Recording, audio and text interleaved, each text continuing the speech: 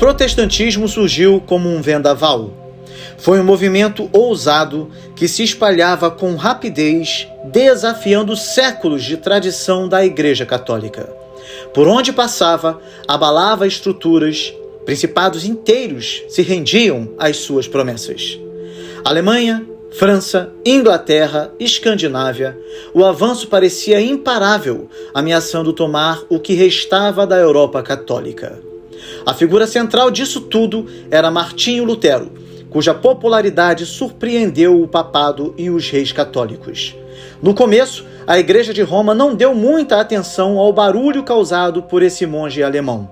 Afinal, os grandes conflitos entre os reis da época, como Francisco I da França e Carlos V, rei da Espanha e também sacro imperador romano, que se via como portador do estandarte de Deus, pareciam muito mais urgentes. Para piorar, os turcos otomanos, liderados por Suleiman o Magnífico, também representavam uma ameaça real. Diante de tantos problemas, o Papa Leão chegou até a desprezar Lutero, chamando-o maliciosamente de um monge alemão bêbado. Mas por volta da década de 1560, aquele crescimento acelerado do protestantismo começou a perder força. Ganhou apenas um novo território, a Holanda, como já vimos. Em contrapartida, houve retrocessos. Regiões como a Polônia e a Lituânia, que haviam se tornado majoritariamente protestantes, retornaram à Igreja Católica.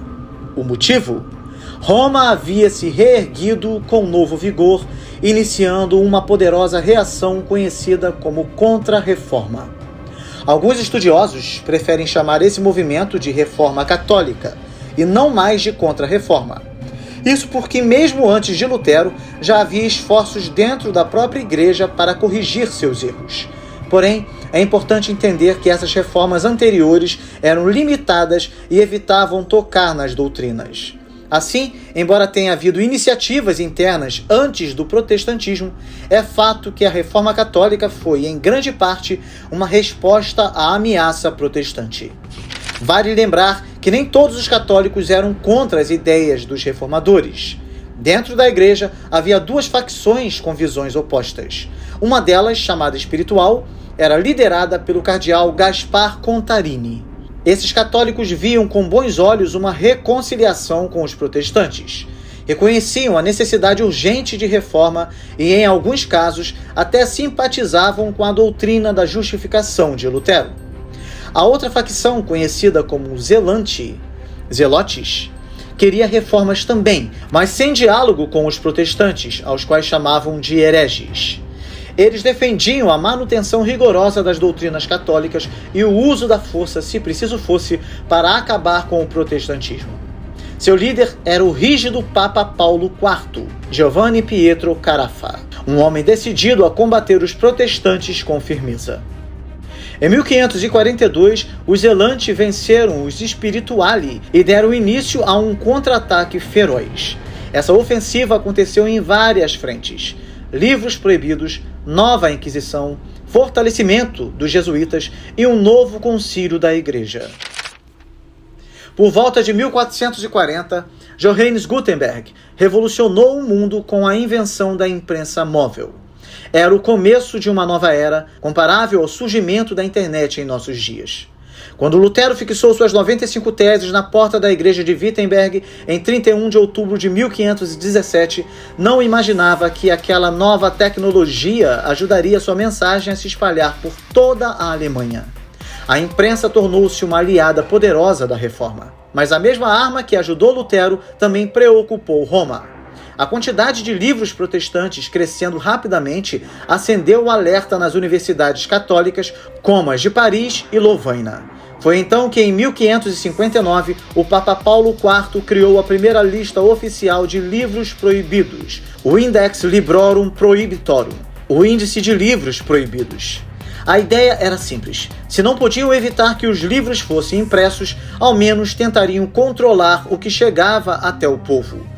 O Concílio de Trento aprovou uma versão revisada dessa lista, chamada de Índice Tridentino. O principal alvo eram os escritos protestantes, mas até mesmo católicos, como Erasmo de Roterdã, foram incluídos. Surpreendentemente, até versões da Bíblia e obras dos pais da Igreja foram proibidas, a não ser que tivessem aprovação expressa de bispos ou inquisidores. Durante a Idade Média, a Igreja Católica criou tribunais religiosos para investigar e punir heresias. Esses tribunais, conhecidos como Inquisição, marcaram profundamente a história da Igreja. Entre eles, o mais famoso foi a Inquisição Espanhola, iniciada em 1478. Seu objetivo era perseguir judeus e muçulmanos que se diziam cristãos, mas que praticavam secretamente sua antiga fé. Com o surgimento da Reforma Protestante, esse tribunal passou a caçar também os simpatizantes do protestantismo, como os humanistas seguidores de Erasmo de Roterdã. Um desses era Juan de Valdés, que precisou fugir da Espanha. A Inquisição Espanhola era extremamente severa, agindo com liberdade porque era protegida pela monarquia. Seu método impressionou o cardeal italiano Giovanni Pietro Carafa, que convenceu o Papa Paulo III a criar um tribunal semelhante em Roma para barrar a nova fé que se espalhava pela Europa. Assim, em julho de 1542, foi fundada a Inquisição Romana por meio da bula Licet ab initio. Seu alcance se estendeu a todo o mundo católico. Carafa se tornou um dos 6 inquisidores principais e levou o trabalho tão a sério que instalou salas de interrogatório em sua própria casa. Ele chegou a afirmar: se nosso próprio pai fosse um herege, carregaríamos os feixes para queimá-lo. Quando Carafa se tornou Papa Paulo IV em 1555, a repressão aumentou ainda mais. Um estudioso moderno chegou a dizer que, sob seu papado, a Igreja foi tomada por uma verdadeira mentalidade de caça às bruxas. Mas a luta da Igreja contra a reforma não se limitou à repressão. Também surgiu um movimento positivo que buscava renovação espiritual e formação intelectual para enfrentar os reformadores. E o maior símbolo dessa ação foi a Ordem dos Jesuítas. Desde o Quinto Concílio de Latrão, que foi de 1512 a 1517, muitos dentro da Igreja sabiam que mudanças eram necessárias. Diversas ordens religiosas nasceram nesse espírito de renovação. Mateu da Bascio quis levar os franciscanos de volta à simplicidade original de São Francisco. Os capuchinhos e os teatinos seguiram o mesmo caminho, promovendo espiritualidade e caridade. No entanto, nenhuma dessas ordens teve tanto impacto quanto a Companhia de Jesus, mais conhecida como os Jesuítas. Enquanto a Inquisição era a defesa da Igreja, os Jesuítas foram sua ofensiva. O principal nome desse movimento foi Inácio de Loyola, fundador da ordem. Ele nasceu por volta de 1491 numa família nobre do País Basco, no norte da Espanha. Seu nome de batismo era Inácio Lopes de Loyola, mas ele adotou a forma Ignatius, para ser mais aceito fora da Espanha. Em 1509, tornou-se soldado e serviu ao Duque de Nájera. E em 1521, durante a defesa da cidade de Pamplona, uma bala de canhão atingiu sua perna, mudando sua vida para sempre. Após dolorosas cirurgias sem anestesia, ele se recuperou em Loyola, onde teve uma experiência espiritual profunda. Durante esse período, leu Vita Christi de Ludolfo da Saxônia, que o incentivou a imaginar-se dentro das histórias dos evangelhos, uma prática que inspiraria sua principal obra, Exercícios Espirituais. Decidido a servir como soldado de Cristo, ele visitou o mosteiro de Montserrat e abandonou sua espada diante de uma imagem da Virgem Maria. Depois, passou um ano em reclusão em Manresa, vivendo um estilo de vida extremamente austero. Dessa fase nasceu o esboço de seus Exercícios Espirituais, uma obra que ele concluiu somente em 1541. Em 1523, ele foi à Terra Santa em peregrinação e, ao retornar, começou seus estudos na Universidade de Alcalá de Henares. Curiosamente, foi preso por suspeita de heresia pela própria Inquisição Espanhola, mas logo foi inocentado. Depois disso, estudou por 7 anos na Universidade de Paris e obteve seu mestrado aos 43 anos. Em 1534, Inácio reuniu 6 jovens com o mesmo ideal de viver como soldados de Deus. Entre eles estavam Francisco Xavier, que evangelizaria o Japão e a Índia, e Diego Lainez, que se destacaria no Concílio de Trento e sucederia Loyola na liderança da ordem. Inácio e seus companheiros pretendiam evangelizar os muçulmanos em Jerusalém, mas por causa da guerra entre venezianos e turcos não puderam viajar. Então ofereceram seus serviços ao Papa Paulo III, que aprovou oficialmente a Companhia de Jesus em 27 de setembro de 1540, com a bula Regimini Militantis Ecclesiae. Inicialmente a ordem foi limitada a 60 membros, mas essa restrição caiu em 1543 com a bula Injunctum Nobis. Loyola foi eleito o primeiro superior geral. Na fórmula do Instituto, ele descreve os membros como soldados de Deus sob o estandarte da cruz, a serviço da Igreja e do Papa. Apesar do nome jesuíta ter sido originalmente usado de forma negativa, como se eles abusassem do nome de Jesus, o termo acabou sendo adotado pela própria ordem. A Companhia de Jesus era como um exército espiritual. Exigia obediência total ao Papa, disciplina rígida e preparação acadêmica excepcional. Após 2 anos como noviços, os membros faziam votos de pobreza, castidade e obediência. Depois vinham 10 anos de estudo intenso de filosofia, teologia e prática ministerial. Somente então podiam fazer o voto especial de obediência ao Papa e tornar-se membros plenos da ordem. Inácio de Loyola dizia que a obediência ao Papa devia ser como a de um cadáver.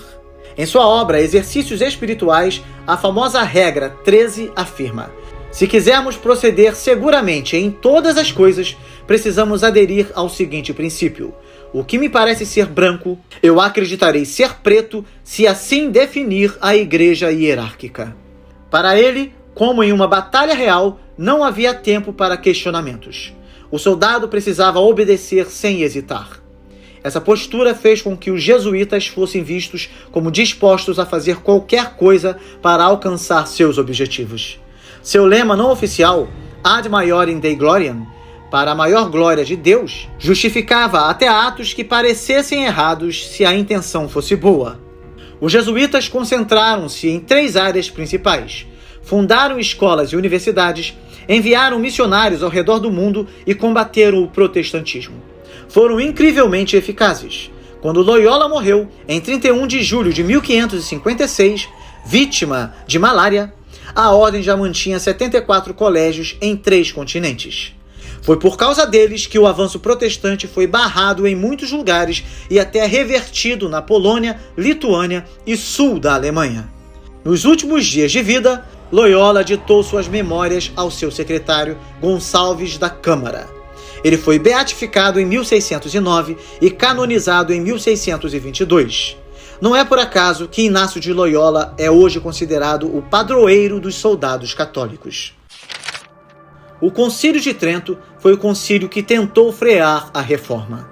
Tudo começou em 1520, quando o Papa Leão X emitiu a bula Exsurge Domini, exigindo que Martinho Lutero se arrependesse. Mas Lutero, firme em suas convicções, respondeu de forma surpreendente. Queimou publicamente a bula papal diante de uma multidão de estudantes em Wittenberg. Ele acreditava que não havia cometido pecado algum e pediu que fosse convocado um concílio geral da Igreja para tratar da questão. 2 anos depois, em 1522, o imperador Carlos V também entendeu que a única maneira de restaurar a unidade da Igreja e resolver os conflitos gerados pela reforma seria por meio de um concílio. No entanto, o Papa Clemente VII, que foi Papa de 1523 a 1534, foi totalmente contra a ideia. Ele temia ressuscitar o conciliarismo, um movimento que defendia que os concílios tinham mais autoridade que o Papa, e que havia sido oficialmente condenado por Pio II na bula Execrabilis, de 1460. Lutero ainda veria em vida o início de um concílio, mas quando isso aconteceu, as divisões entre católicos e protestantes já estavam profundas demais para um acordo. Com a reforma avançando, o Papa Paulo III percebeu que não havia mais como adiar. Seria preciso convocar um concílio, mesmo temendo as ideias conciliares. Ao sugerir isso aos cardeais, recebeu rejeição total. Mesmo assim, ele seguiu em frente e marcou o concílio para começar em 23 de maio de 1537 na cidade italiana de Mantua. Lutero reagiu escrevendo os Artigos de Esmalcalde, esperando que fossem debatidos nesse encontro. Mas a guerra entre Francisco I e Carlos V adiou os planos. Tentou-se transferir o concílio para Vicenza, mas também não deu certo. Em 1539, o concílio foi adiado indefinidamente. Somente 2 meses após a morte de Lutero, em 13 de dezembro de 1545, o tão esperado concílio teve início na cidade de Trento. Era uma cidade italiana, mas sob domínio imperial, o que agradava tanto ao Papa quanto ao imperador. Para beneficiar o papado, mudou-se o sistema de votação. Em vez de votos por nações, seriam votos individuais, o que favorecia os italianos em número muito superior. Esse 19º Concílio Geral da Igreja se arrastou por quase 20 anos e passou por 3 fases distintas. De 1545 a 1547, foi com o Papa Paulo III, nas sessões de 1 a 8. De 1551 a 1552, foi com o Papa Júlio III, nas sessões de 9 a 14. E de 1561 a 1563, foi com o Papa Pio IV, nas sessões de 15 a 25. Apesar da longa duração, sua continuidade foi incerta e marcada por muitos intervalos. A primeira fase começou com cerca de apenas 30 bispos presentes, a maioria pouco familiarizada com os escritos dos reformadores, e italianos e espanhóis dominavam. Muitas sessões importantes contaram com menos de 60 votantes. Os jesuítas, considerados teólogos do Papa, tinham grande influência. Na terceira sessão, de 1546, definiu-se o objetivo principal: desarraigar heresias e reformar a conduta do clero. Ou seja, doutrina e moral seriam tratados ao mesmo tempo. Um grande obstáculo ao concílio eram as rivalidades políticas. Os 2 maiores reis católicos da época, Francisco I da França e Carlos V da Espanha, estavam em guerra. Para o concílio acontecer, era preciso pelo menos uma trégua entre eles. Carlos V via no concílio uma esperança para resolver os conflitos religiosos na Alemanha. Estava disposto até a ceder aos protestantes em pontos como o casamento de padres e a comunhão em 2 espécies, pão e vinho. Francisco I, por sua vez, temia que o concílio limitasse os poderes da Igreja na França e fortalecesse seu inimigo. Com o Papa no meio do fogo cruzado entre os dois, o concílio acabou sendo interrompido várias vezes. Em 1547, o Papa Paulo III tentou transferi-lo para Bolonha, alegando risco de peste. Carlos V percebeu a manobra e travou a mudança. O concílio paralisou até ser suspenso oficialmente em 1549. Voltou a se reunir em 1551 com o Papa Júlio III, mas foi novamente interrompido em 1552 após o ataque surpresa de Maurício da Saxônia, que quase capturou o imperador. Durante o pontificado do antiprotestante Paulo IV, o concílio ficou mais de 10 anos parado. Só foi retomado com força em 1562 pelo Papa Pio IV. Terminou no dia 4 de dezembro de 1563, com aclamações aos papas e reis que o apoiaram e com a condenação dos protestantes, os quais foram considerados hereges. Trento foi decisivo por muitas razões, mas acima de tudo porque trouxe definições formais para doutrinas que até então não estavam claramente estabelecidas. A Igreja medieval costumava apenas confirmar doutrinas depois que já eram prática comum. A transubstanciação, por exemplo, só foi oficialmente declarada obrigatória em 1215, no 4º Concílio de Latrão, embora já fosse crida antes. Até o século XVI, a Igreja ainda não havia se posicionado claramente sobre temas como a justificação ou a autoridade das Escrituras. Isso explica por que Lutero pedia tanto um concílio. Havia muitas doutrinas importantes ainda indefinidas. Na sua primeira fase, Trento tratou das questões mais centrais. Um dos principais conflitos entre católicos e protestantes dizia respeito à autoridade. Lutero defendia o sola scriptura, ou seja, que apenas a Bíblia deveria ser a autoridade final. Trento respondeu com firmeza: o concílio aceita e venera todos os livros do Antigo e do Novo Testamento. Ele também aceita e venera as tradições concernentes à fé e à moral como tendo sido recebidas oralmente de Cristo ou inspiradas pelo Espírito Santo e continuamente preservadas pela Igreja Católica. Além disso, Trento declarou a versão latina da Vulgata, incluindo os livros apócrifos, como a única versão oficial da Bíblia. De 1546 a 1547, a sexta sessão do concílio focou na doutrina da justificação, tema central para Lutero. O decreto que saiu dessa sessão é considerado um dos documentos mais importantes do Concílio de Trento. Foram 16 capítulos e 33 cânones que condenavam o que eles consideravam como os erros protestantes. Lutero via a justificação como um ato forense de Deus, algo totalmente contrário ao ensino da Igreja. Apesar disso, houve vozes mais abertas. O agostiniano Girolamo Seripando defendeu uma visão moderada chamada de justificação dupla, o perdão de Deus e a resposta obediente do ser humano. Mas essa visão enfrentou forte oposição, especialmente dos jesuítas, como Diego Lainez. Após o Concílio de Trento, muitos dos decretos aprovados não foram aceitos com entusiasmo ou unanimidade em toda a Europa.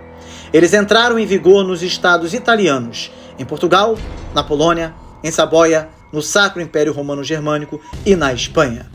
Já a França, por exemplo, nunca os adotou oficialmente. Além disso, os antigos abusos dentro da Igreja não desapareceram de uma hora para outra. Muitos clérigos locais resistiam, pois tinham interesses próprios em manter velhos hábitos. Até mesmo o papado, em alguns momentos, demonstrava certa hesitação diante das reformas. Ainda assim, com o tempo, Trento conseguiu despertar um novo espírito dentro da Igreja Católica. Um dos principais responsáveis por esse novo vigor foi o Papa Pio V, que governou de 1566 a 1572. Ao contrário de seus antecessores, ele escolheu viver de maneira simples e austera, como um verdadeiro monge. Morava numa cabana monástica e, por vezes, era visto andando descalço pelas ruas de Roma. Determinado a colocar em prática os decretos do concílio, começou pela própria capital da cristandade. Reorganizou a Cúria Romana, combateu com firmeza a simonia, que era a venda dos cargos eclesiásticos, e o nepotismo, que era o favorecimento de parentes. E varreu também as ruas de Roma da prostituição. Em 1567, tomou uma decisão que teria grande impacto teológico. Elevou Tomás de Aquino ao título de doutor da Igreja, republicou sua Summa Theologiae e ordenou que as universidades católicas passassem a ensinar exclusivamente o tomismo. Aquino se tornaria, dali em diante, uma das principais armas intelectuais da Igreja nas disputas teológicas dos séculos seguintes. Pio V também foi firme contra qualquer resistência interna e oposição externa. Quando o imperador Maximiliano II quis ceder espaço aos protestantes na Alemanha, Pio ameaçou excomungá-lo. Excomungou a rainha da Suécia quando ela tomou a comunhão sob duas espécies, pão e vinho, e fez o mesmo com a rainha Isabel I da Inglaterra por se recusar a retornar à obediência romana. Na França, quando os huguenotes ganharam força, ele enviou tropas para ajudar o rei a combatê-los. Mais do que qualquer outro papa daquele período, Pio V representou o espírito vigoroso da Contra-Reforma. Seus sucessores, Gregório XIII, que governou de 1572 a 1585, e Sisto V, que governou de 1585 a 1590, seguiram seus passos, mantendo viva a chama da renovação católica. As decisões de Trento também deram início a um verdadeiro avivamento na piedade católica, conduzido por homens e mulheres de vida exemplar. Um dos maiores nomes foi Carlos Borromeu, sobrinho do Papa Pio IV. Como arcebispo de Milão, de 1565 a 1584, ele abraçou com entusiasmo as reformas tridentinas, elevando os padrões morais e espirituais do clero, criando seminários e impondo disciplina nas ordens religiosas. Borromeu também abriu escolas e hospitais para os pobres e, durante a peste em Milão, não hesitou em visitar os doentes, mesmo com risco à própria vida, tornando-se um símbolo de devoção verdadeira. Na Espanha, o espírito do avivamento também encontrou voz em dois carmelitas extraordinários, Teresa de Jesus e João da Cruz. Teresa, vinda de uma família nobre, entrou para a ordem carmelita ainda jovem. Após uma crise espiritual profunda e visões místicas, em 1562, fundou um convento em Ávila, que se tornaria exemplo de obediência e piedade rigorosa. Seus escritos místicos aumentaram ainda mais sua influência. João da Cruz, por sua vez, outro carmelita, era um asceta que ansiava por uma renovação espiritual intensa. Assim como Teresa, era um místico e trabalhou com ela para reformar o ramo masculino da ordem. Mas seus esforços custaram caro: perseguições, sofrimento e humilhação. Foi daí que surgiu sua famosa expressão, a noite escura da alma, descrevendo os momentos de profundo deserto espiritual. Depois de sua morte, tanto Teresa quanto João foram canonizados e suas reformas deram origem à Ordem dos Carmelitas Descalços, reconhecida oficialmente pelo Papa. Até hoje, essa corrente espiritual permanece viva entre os carmelitas.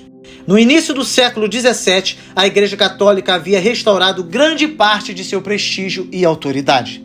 Sobreviveu à tempestade da Reforma Protestante, mas ainda enfrentaria desafios ainda mais complexos no mundo moderno. Quando Lutero lançou seu ousado desafio teológico em 1521, ele sabia que poderia pagar com a própria vida, e estava pronto para isso. Mas jamais imaginou que suas ideias provocariam séculos de guerras, fome e doenças que ceifariam a vida de centenas de milhares. Isso porque, naquela época, Igreja e Estado estavam tão entrelaçados que disputas teológicas facilmente se transformavam em conflitos políticos. O século XVI foi marcado por repressão brutal e guerras implacáveis. Somente com a Paz de Westfália, em 1648, as guerras religiosas chegaram ao fim. Durante séculos, a Europa viveu sob a tensão entre cruz e coroa, entre o trono dos reis e a autoridade espiritual da Igreja. As guerras religiosas que marcaram o continente, especialmente após a Reforma Protestante, não foram meros conflitos de fé. Foram batalhas por identidade, soberania e sobrevivência. E foi apenas em 1648, com a assinatura da Paz de Westfália, que essa longa tempestade encontrou um cessar. Esse tratado não foi apenas um acordo entre estados, foi um divisor de águas tão profundo que muitos estudiosos consideram que com ele a Idade Média finalmente terminou. Não com a queda de Constantinopla em 1453, mas com o colapso definitivo da ideia de uma cristandade unificada sob um só império e uma só fé. A Paz de Westfália foi o desfecho de duas guerras devastadoras.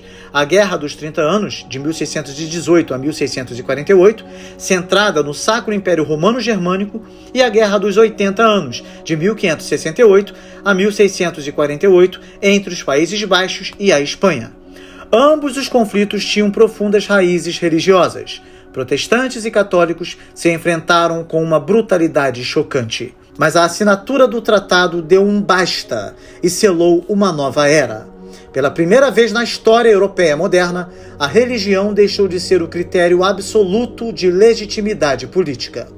A Paz de Westfália estabeleceu o princípio de soberania estatal, cuius regio eius religio. De quem é a região, dele se siga a religião, como já vimos nesta série. Em outras palavras, o governante definiria a religião oficial do seu território, e quem não concordasse poderia se mudar para um lugar com crenças mais compatíveis. Este princípio também reconheceu a existência e os direitos de diferentes confissões religiosas no mesmo espaço político. Isso foi revolucionário. A partir dali, o sonho medieval de uma Europa unida sob o comando espiritual do Papa e o comando político do imperador se dissipou. No lugar da cristandade, surgiu o sistema internacional moderno, onde os estados passaram a negociar entre si como entes autônomos, com fronteiras, interesses próprios e liberdade religiosa, ao menos no plano das elites. A reforma, portanto, abriu a ferida. A Paz de Westfália colocou o curativo, mas foi um curativo que custou milhões de vidas e destruiu cidades inteiras. E também trouxe um novo paradigma, a separação entre religião e política como modelo viável de convivência. O que estava em jogo não era apenas a paz entre povos, mas o futuro da fé cristã em um mundo cada vez mais plural. Por isso, compreender 1648 é entender muito mais do que uma data diplomática. É reconhecer um marco histórico que deu forma ao mundo moderno e selou o destino da cristandade ocidental.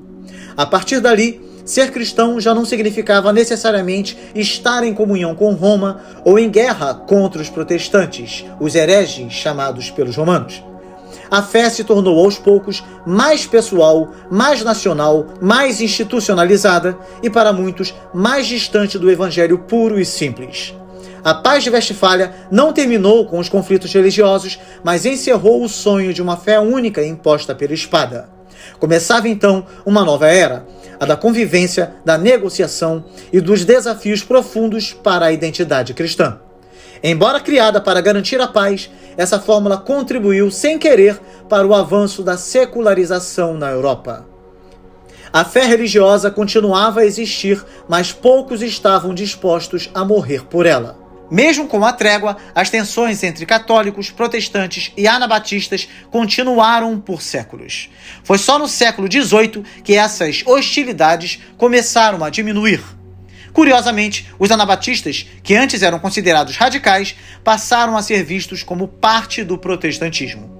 A reconciliação mais visível entre católicos e protestantes veio somente no século XX, no Concílio Vaticano II, de 1962 a 1965, onde a Igreja Católica passou a chamar os protestantes de irmãos separados, ainda vistos como desviados, mas irmãos, afinal. Por sua vez, grupos como os presbiterianos atualizaram suas confissões de fé, retirando a declaração de que o Papa seria o anticristo.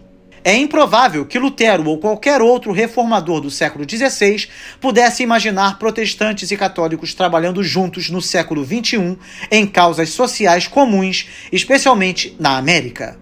A muralha que dividia o cristianismo ocidental começou a se abrir, ainda que timidamente. Mas o custo da reforma foi alto, tão alto que levou a uma espécie de exaustão religiosa. Hoje, poucos estão dispostos a morrer por ideias teológicas abstratas. De maneira irônica, os debates inflamados da reforma abriram caminho para o racionalismo do iluminismo e para o secularismo moderno, um desfecho que o próprio Lutero jamais teria previsto.